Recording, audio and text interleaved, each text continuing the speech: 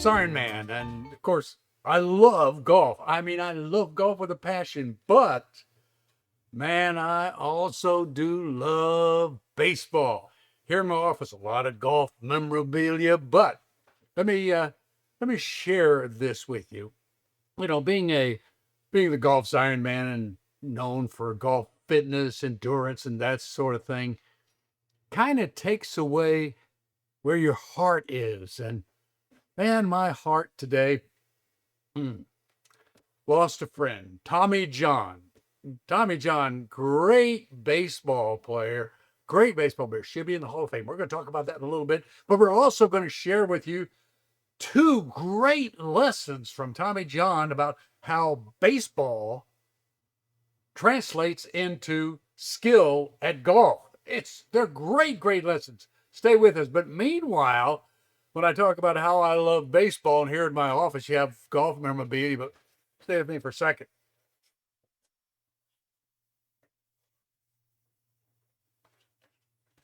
His plaque. Yep, it's got Cleveland Indians greats. Of course, it's got Larry Doby, the first black player in the American League, and my goodness, Jim Thome. It's got there's Bob Feller. Incidentally, I got another plaque with Bob Feller. That's you see the signature where he's got it signed. All that is just great because Tommy John. We're talking about Tommy John, my friend who passed away, and we're going to do a tribute to Tommy John. Such a great guy, and of course a great, incredible Cleveland Indian ball player, pitcher for the Cleveland Indians. You go, well, I know I pitched for the White Sox, Dodgers, Yankees. You know where he started? That's right. Started with the Tribe when they were the Tribe, not the Guardians. 1963, and he pitched also in 64. Oh my goodness. We're close in age. I'm actually a couple of years older than Tommy. His birthday's May 22nd. Mine is May 23rd. So in 1963, I just graduated from college, and I am excited about my television career and so forth. Tommy John made his debut with Cleveland, 63, pitched for him 64. You know how many wins he piled up for Cleveland? Two. Two wins in 2 years. So it wasn't exactly his best years, but that's where I sort of got enamored with Tommy John because he debuted with Cleveland. Later, about 6 years later, and so forth. I'm now in television in Chicago. He's pitching for the Chicago White Sox. Incidentally, he goes from 2 wins at Cleveland. His first year with the Chicago White Sox, he wins 14 games. What was he doing? Anyway, this is all about honoring my friend, but also learning from him two golf lessons. You know, Tommy loved golf. He loved it with such a passion. He used to sneak away. You know, in those days, pitchers pitched every fourth day, not every fifth day like they do now. And he loved to sneak away on his off days. And with Jim Cott, later with the Yankees, especially when I was sportscaster in Dallas, I'd pick him up at the airport. I mean, at their hotel, not the airport, pick him up at the hotel and then sneak away. We'd go play at Preston Trails or somewhere. Uh, Tommy John used to hide, especially when Billy Martin was the manager. He did not want his players to play golf. Well, the pitchers got 3 days off until he pitches on the fourth day. And Tommy John loved golf so much. He used to have a fishing box. It was like he had a fishing pole and tried to make them think that that's where he's going. I don't think he fooled anybody, but that was his ruse. Anyway, Tommy John with baseball and golf. The two are so related with the body movements. And with Tommy John, he had two parts to it. It was the hips and then rotation. Hips and rotation. So let's talk about the hips in the golf swing and learn from one of baseball's greatest players of all time, greatest hitter. I was a Dallas sportscaster in 1972. The Washington Senators, as they were called then, had moved to Dallas to become the Texas Ranger, Dallas Fort Worth. And Ted Williams was the manager. You can look it up. I'm there batting practice and kind of standing at the batting cage watching. Williams is trying to help Toby Harrah. And finally, he's just says, "Give me the bat," and steps in the batting cage.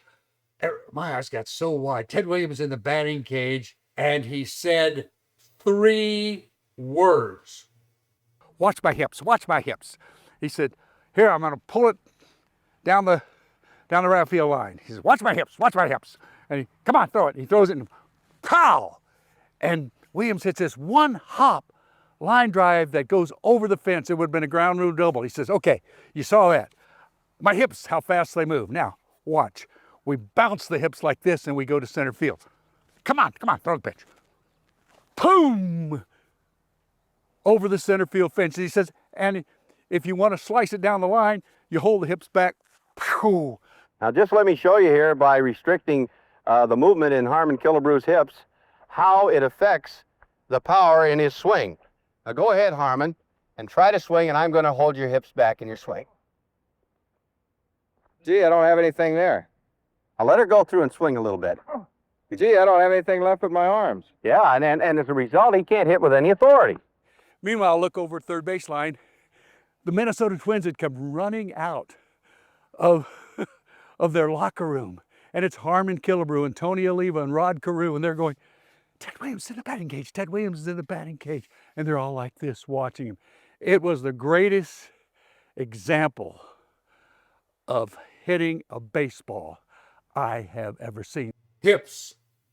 A hitter can't hit unless he has quickness in his hips. A pitcher can't pitch unless he pitches with his hips. And of course, well, a golfer can't golf unless he understands the motion of the hips, that the hips rotate before the shoulders release. You know that. Tommy, though, had another theory. And in the early 1970s, he just got married to Sally, couple. They came to visit us at our house in Libertyville when I was working downtown at CBS with a show that I had. It was called Wonderful World on CBS television, Channel 2. Well, Tommy, of course, at that time was really getting into golf and also playing celebrity events. And he had one thought. It's easier to share that important thought by going back to the range, and this time with my daughter, LPGA professional Beth Carpenter. And this is how rotation helps make the game go from being complicated to very simple. If we have the club head at the ball and we're trying to move the club head, it's going from here to here to here to here. And then we're trying to get it back here, here, here. And hopefully everything lines up and it's square and solid. That to me is a high standard to expect, particularly if we're not professionals and do it for a living. So what I like to think about is, rather than moving the club, what am I doing with me? I'm the golfer, I'm the athlete, that's just my equipment. So if I picture my swing being, all I'm going to do is twist my core to the right, that's as far as I can go. That's not a lot of motion. And if you hand me my club now, you'll see that that's a full swing. But all I did was move from here to here. Then I reverse it and I untwist to the finish. Now the club will follow me. I'm moving me, and the club is just responding to the same swing motion every time. And it becomes more reliable, more consistent. And then in your case, you start to feel your tempo and momentum, and that's when you're like, I'm out of sync. It's because your body's not moving first. The club's trying to get involved too much. Tommy John. He loved golf, and he thought rotation, so important. Did you learn from watching Beth? Simple, but important. Back to Tommy John. You can tell that I just thought the world of him and treasured our friendship over the years. We have a lot in common. We have 3 loves in life, apart from love of God and our faith in in Christ. But we also have three loves: the love of golf, passionate love for golf, passionate love for baseball, and a love passionate for wife and family. So he's just a flat out good guy. But here's what I want you to know. Tommy John is an inspiration. Should be an inspiration for you. Certainly an inspiration for me. What I mean when I say Tommy John is an inspiration, did you know that he had a severe stutter? He was so bad that he was a valedictorian of his class back in Indiana. Wasn't permitted to give the valedictorian speech because of his problem. And you think about that, and he worked on it, and he worked on it.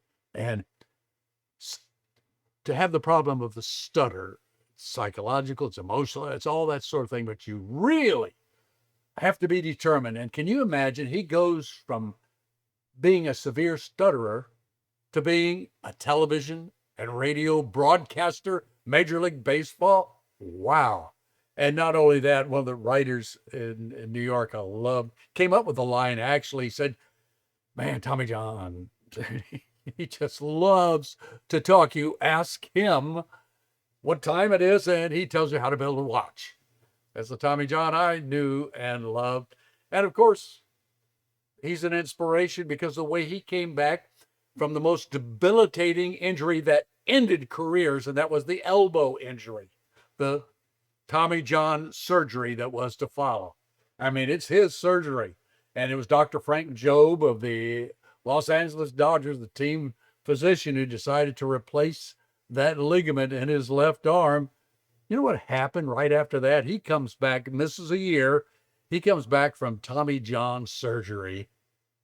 And shortly after that, he wins 20 games each year for 3 out of 4 years for the Dodgers and the Yankees. Wow. 20-game winner, 3 out of 4 years right there after surgery. Which leads me to this point. I am mad at baseball. I really am. I'm mad at the writers. And I'm mad at Major League Baseball that Tommy John is not in baseball's Hall of Fame. He belongs in the Hall of Fame. The guy played from 1963 to 1989. 26 years. Should be in the Hall of Fame for that alone. But not only that, he won more games than any other pitcher in history since 1900. In the history of baseball, he's won more games for someone who is not in the Hall of Fame. I mean, he won more than 80 games for the Dodgers. He won more than 80 games for the Chicago White Sox, and he won more than 90 games for the Yankees. He ranks high in each of those individual clubs for total wins by a starting pitcher. 3 different teams, more than 80 wins. He belongs in baseball's Hall of Fame. What do you think? Do you think Tommy John belongs there? Let me know. I'm passionate about this. Give me comments. Write it below. Send it to me. We love interacting with you. You can tell how much I love golf. And it's been pretty obvious in this tribute to my friend Tommy John. What a good man. Tommy John, rest in peace.